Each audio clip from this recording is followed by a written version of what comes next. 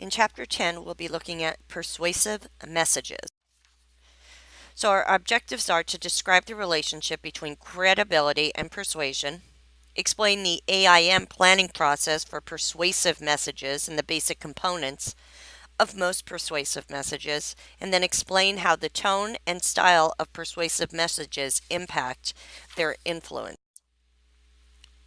Create compelling internal persuasive messages, compose influential external persuasive messages, construct effective mass sales messages, and evaluate persuasive messages for effectiveness and fairness.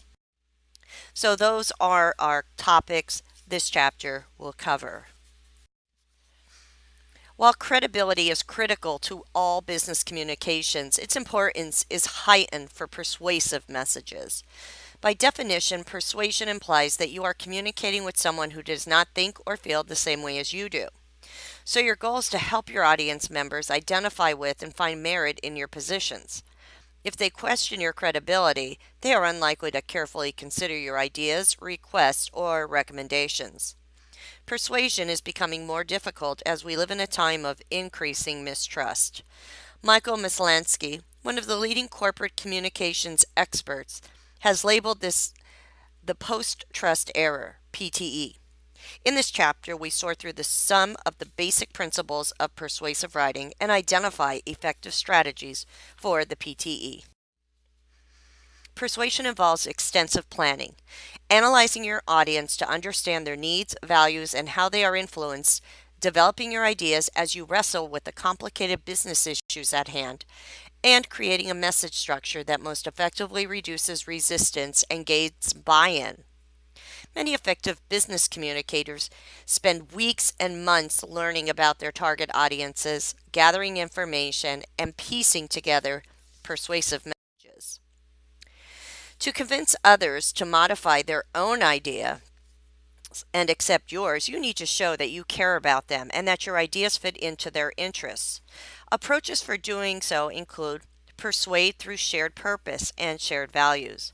Show people they are sincerely needed and appreciated. Understand methods of influence and persuade through emotion and reason. Dr. Robert Cialdini, a marketing psychologist, has spent his career studying how people are influenced in business and marketing environments. He has identified 6 principles of persuasion: reciprocation, consistency, social proof, liking, authority, and scarcity. Reciprocation is a principle of influence based on returning favors.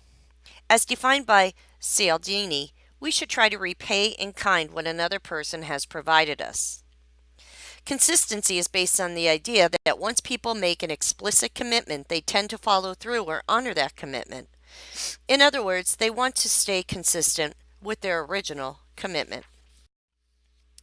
Social proof is a principle of influence whereby people determine what is right, correct, or desirable by seeing what others do. Liking is a principle of influence whereby people are more likely to be persuaded by people they like. Authority is a principle of influence whereby people follow authority figures. The number of celebrity endorsements in advertising is evidence of how authority can impact persuasion. Scarcity is a principle of influence whereby people think there is limited availability of something they want or need, so they must act quickly. Most people justify their business decisions based on the soundness of ideas, not feelings. Savvy business communicators, however, understand the importance of injecting emotion into their persuasive messages. While they appreciate the place of reason in business and consumer decisions, they understand that resistance to ideas, products, and services is often emotional. Conversely, they are aware that their target audiences often possess strong emotional attachment to competing ideas, products, and services. Thus, effective communicators find ways to appeal to the core emotional benefits of products, services, and ideas. Gathering the right information and developing your ideas for persuasive messages is critical. Since your audience is resistant to the message, one of your key tasks is to establish credibility. Developing strong ideas in the interest of your audience helps you demonstrate your voice of competence. It involves gaining a deep understanding of the benefits and drawbacks of your ideas, products, and services. In addition, it involves gaining a thorough understanding of competing ideas, products, and services. The following are components of persuasive messages. You must gain attention, raise a need, deliver a solution, provide a rationale, validate the views, preferences, and concerns of others, give counterpoints, which are optional, and then call to action. Most business writing is direct and explicit. It is direct in that you begin with a main idea or argument and then provide the supporting reasons. It is explicit in that nothing is implied. Statements contain full and unambiguous meaning. When you write directly and explicitly, you help your readers understand your message and you show respect for their time. Compared to other business messages, persuasive messages are somewhat more indirect and implicit. They are sometimes indirect in that they provide the rationale for a request before making the specific request. They are sometimes implicit in that the request or some of the rationale for the request may be implied. In other words, sometimes the reader needs to read between the lines to grasp the entire meaning. Implicit statements politely ask people to act or think differently. Also, explicitly stating some type of benefit is considered poor form. For example, matters of financial or career gain in internal persuasive requests. See Table 10.1 for examples of intention getters that Hannes might use for some of her communication tasks concerning marketing initiatives at Horizon Credit Union. So please read through those.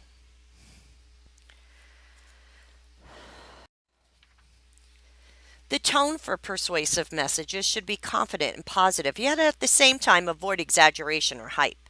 This can be tricky. You will no doubt need to make some trade-offs. The more confident and positive you make your message, the more you risk being perceived as pushy or exaggerated. As you reduce confidence and positivity, you risk your product, service, or idea being perceived as weak or unexciting. One benefit of asking colleagues to read your persuasive message before you send it is that they can help you decide if you have achieved the right level of confidence and positively without sacrificing believability. Creating messages that speak directly to customers and colleagues requires that you use language that helps your customers and colleagues feel the product, service, or idea is just for them. One of the primary strategies you can use to personalize persuasive messages is your selection of voice, either you voice, we voice, I voice, or impersonal voice, as introduced in Chapter 2. So take a review. Table 10.2 offers guidance on choosing the appropriate voice.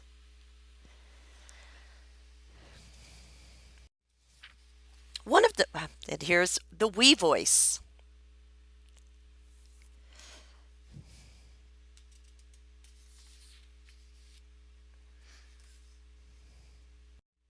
Same table, the I voice.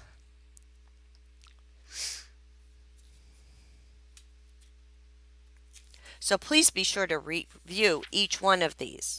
Finally, the impersonal voice.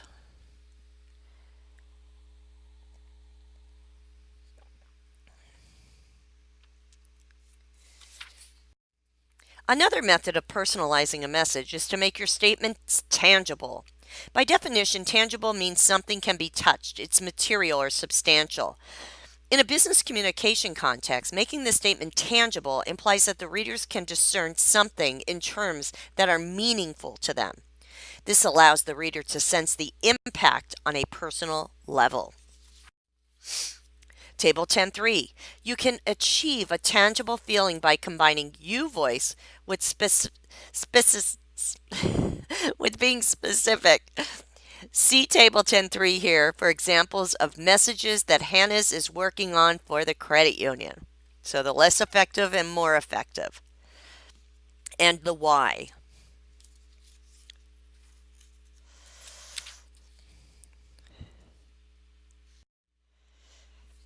You can often achieve a tangible feeling by combining you voice with, there it is again,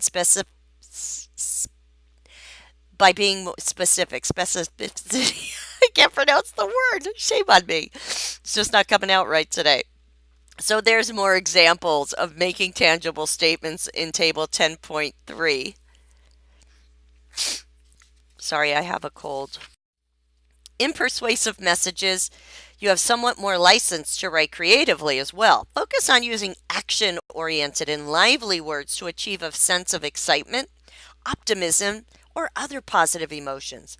Use strong nouns and verbs to add to the excitement of the message. Across the entire message or thought, the action-oriented and lively language should emphasize a central theme.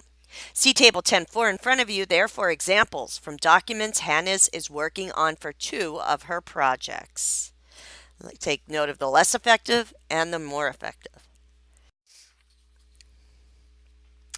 Again, Table 10.4, less effective and more effective, and why?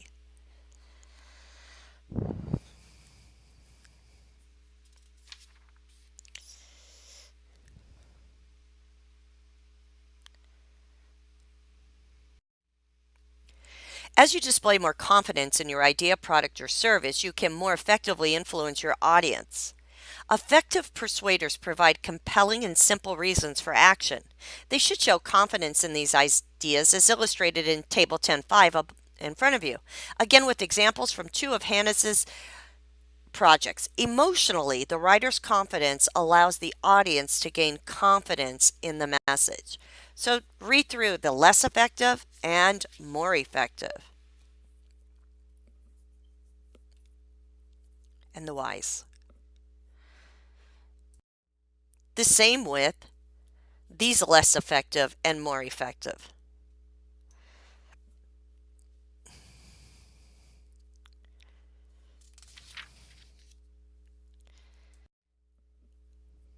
Effective persuasive messages avoid statements that can be perceived as pressure tactics.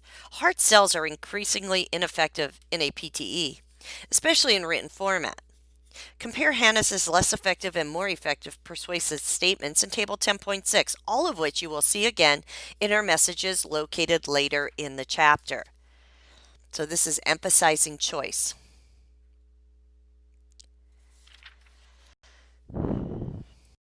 Avoiding superlatives gives you the best chance of persuading your audience. Consumers perceive a too good to be true statement as an attempt to convince them of the merits without making a rational argument.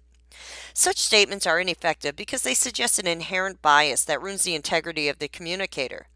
Table 10.7 highlights the kinds of phrases that are increasingly ineffective with today's skeptical consumers. Trust me or we speak your language. Your call is important to us. We care about. These are all becoming very old.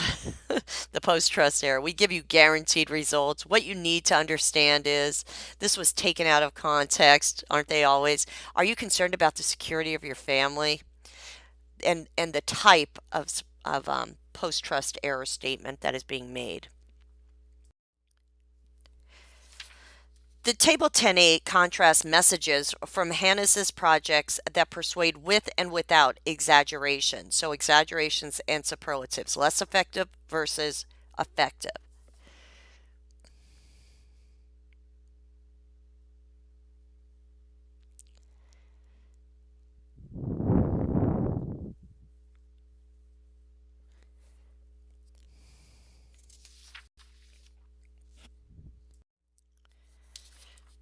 Internal and external messages contain many common elements. Nevertheless, internal and external persuasive messages differ in some ways. See Table 10.9. These are components of internal and external persuasive messages. Internal messages more often focus on promoting ideas, where external messages more focus on promoting products and services. Also, internal persuasive messages tend to be slightly more direct and explicit, and they tend to be based on logical appeals. In contrast, external persuasive messages tend to be slightly more indirect and implicit, and they tend to be based on emotional appeals. So take a read through the intention, the needs, solution, rationale, and appreciation for both the internal and external messages.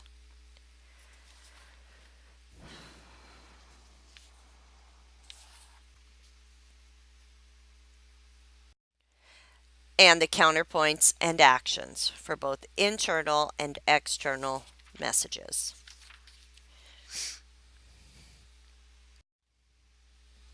Christine, with the help of Hanise, constructed a letter to warn board members to the idea of adding new financial products and using more online and social networking tools to better reach younger members.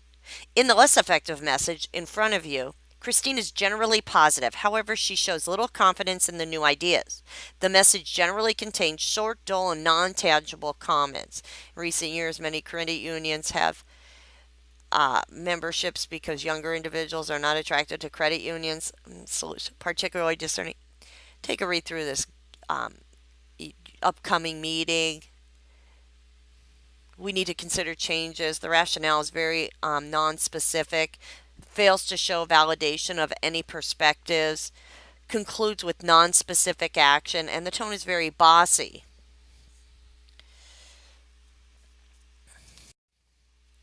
More effective external persuasive messages are personalized, upbeat, positive, and pressure free. They avoid guilt trips and extremely negative terms.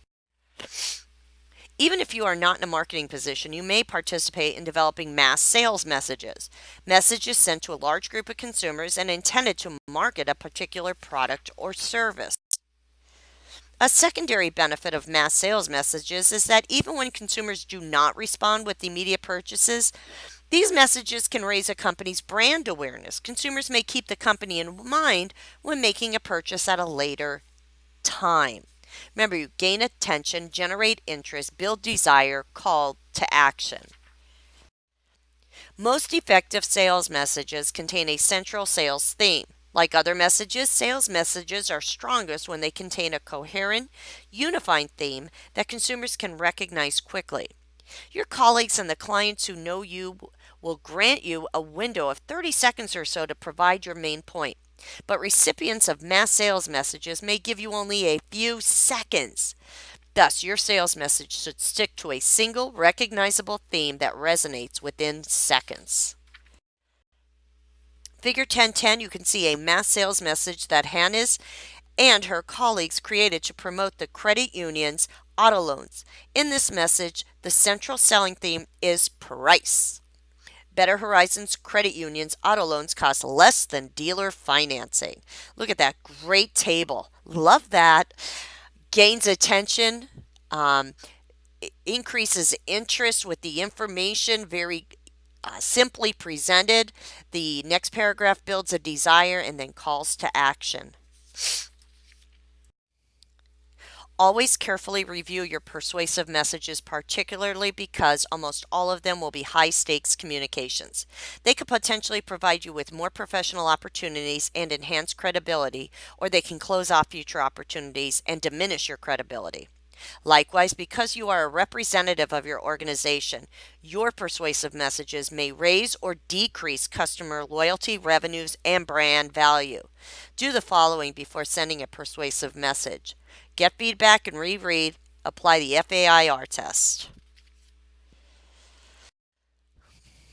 Persuasive message can be intentionally designed to manipulate colleagues and customers. In a business communication context, manipulation involves attempting to influence others by some level of deception so you can achieve your own interest. You may be tempted to use manipulation to evaluate your career, get a bonus for exceptional performance, or pad your ego for being right.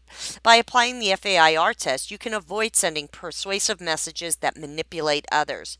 This is especially important in the case of sales messages because any misrepresentation of your product or service is unethical. Use Figure 1014 as a guide as you discuss with your colleagues whether your persuasive messages are fair. Remember, facts, access, impacts, respect.